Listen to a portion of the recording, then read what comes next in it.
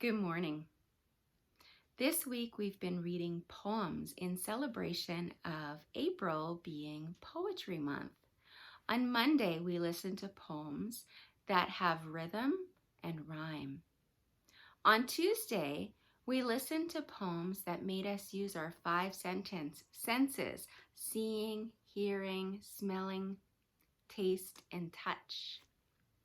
Today we're going to have a fun one. It's all about fun. And sometimes poems don't have a reason other than just to make us giggle. And I have some poems by some great funny poets, and I hope you enjoy them. From Sing a Song of Popcorn.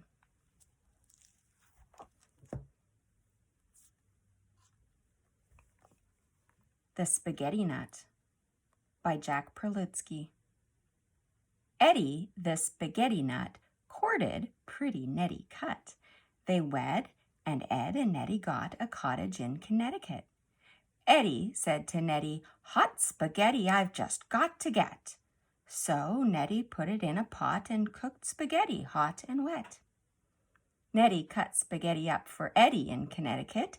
Eddie slurped it from a cup, that hot spaghetti Nettie cut. Then Eddie, Nettie, and their cat, that Nettie called Spaghetti Pet, all sat in the spaghetti vat. So much for their spaghetti-cat. A Funny Man by Natalie Joan. One day a funny kind of man came walking down the street. He wore a shoe upon his head and hats upon his feet. He raised the shoe and smiled at me. His manners were polite, but never had I seen before such a funny-sounding sight. He said, "Allow me to present your highness with a rose," and taking a currant bun, he held it to my nose. I staggered back against the wall, and then I answered, "Well, I never saw a rose with such a funny-looking smell," and then began to sing a song and sat down on the ground. You never heard in all your life such a funny feeling sound. "My friend, why do you wear two hats upon your feet?" I said.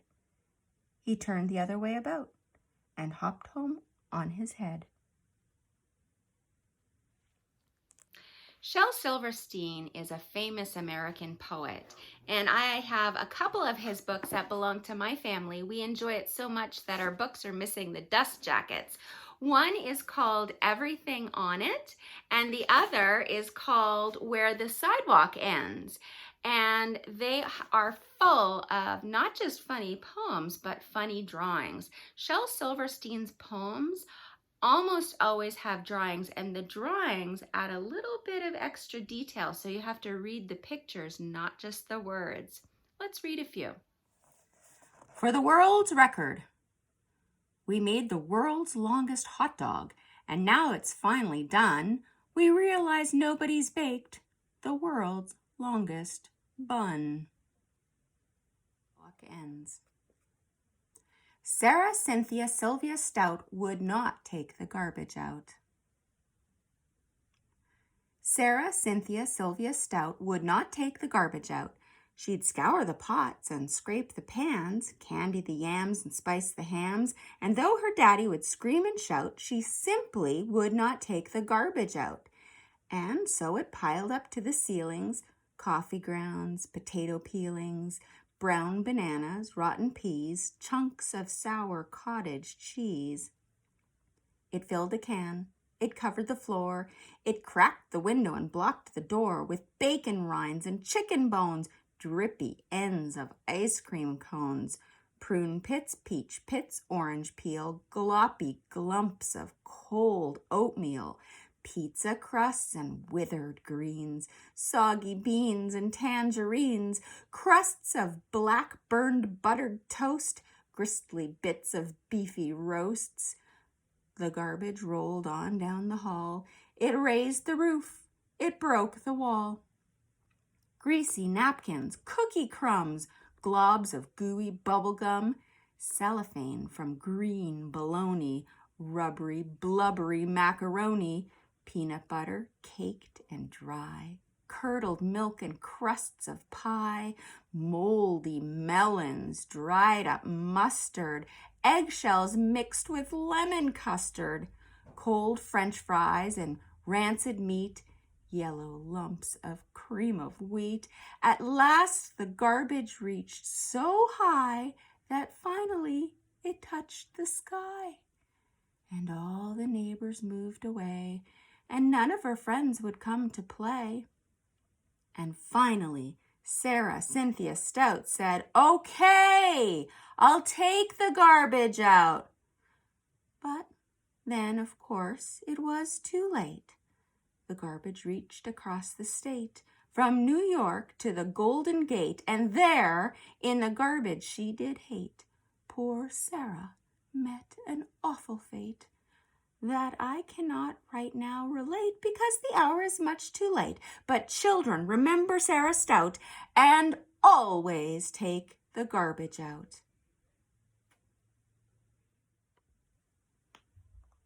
Melinda May.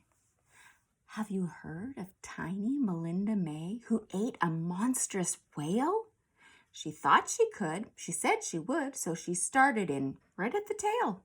And everyone said, "You're much too small." But that didn't bother Melinda at all. She took little bites and chewed very slow, just like a good girl should. And in 89 years she ate that whale because she said she would. My beard. My beard grows to my toes. I never wears no clothes. I wrap my hair around my bear, and down the road I goes. I hope you had lots of fun listening to these silly poems. I was thinking maybe we could go outside now and see what the little people are up to. I would love to take a little walk in the garden. Look who I found running through the hollyhocks. Who is that? This is Leah Michelle. What? She's wearing a party hat. Hey, is that confetti? Weird. It looks like there's kind of a trail here. That's strange. Let's follow it.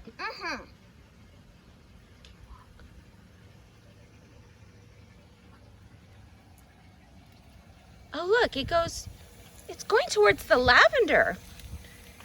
Leah Michelle, were you at a party? That's so weird. I mean, I can't imagine how else she got a party hat. Oh, through the lavender. Look, behind the lavender. What?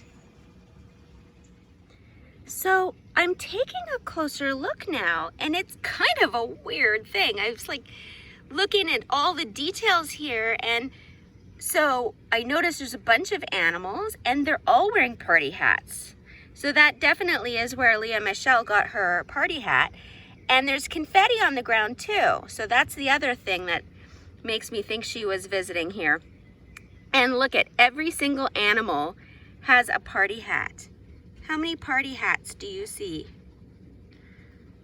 Oh my gosh. And oh, wait a second. I just noticed there's candles on this cake. Wow, that's the coolest looking cake. Can you show it? Can you hold it up high? Ooh, don't burn yourself on those candles. Oh yes, they look very. Wow, that looks delicious. I wonder what flavor it is. Yummy. I wish I could eat it. Me too, but it looks like the animals are going to be eating it. So somebody's celebrating a birthday, and I can guess who, because one person here has a different kind of hat from everybody else. How many party hats do you see? And then I see one crown. Do you see that crown? I think it's her birthday. How funny. Oh boy, look at that. Two of the animals are wearing shoes. That's so weird. Oh my gosh. One of these animals looks kind of sleepy to me. Well, this is a crazy kind of scene. I'm glad you had fun at the party, but I think it's time for you to go back to your run now. I hope you had fun with the poems today. I'm going to send you a picture of the party scene, and if you'd like a bonus challenge, Maybe you can write a poem about the silly animals at the party. You might even find some rhyming words there. Happy writing!